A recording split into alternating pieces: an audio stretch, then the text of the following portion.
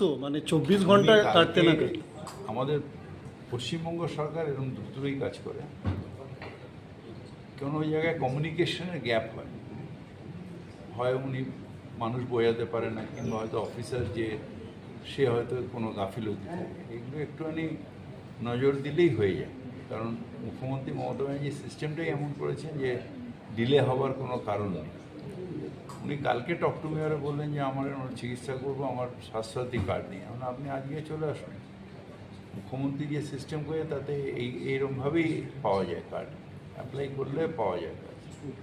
সেটা অনেকে জানে না, আবার অনেকের কাছে কমিউনিকেশন থাকে না, অনেকের কাছে অফিসারের গাফিলতি থাকে। এগুলো আমরা এখানে ধরে করলাম, আমি কিছুই করিনি, আমি প্রসেসটা বলিয়ে দিয়েছি। তাতে হেলথ ডিপার্টমেন্ট থেকে কার্ডটা ইস্যু হয়েছে। কলকাতার নাগরিক এবং মানে রাজ্যবাসীর উদ্দেশ্যে কি বলবেন যে মানে বিশ্বাস রাখুন মমতা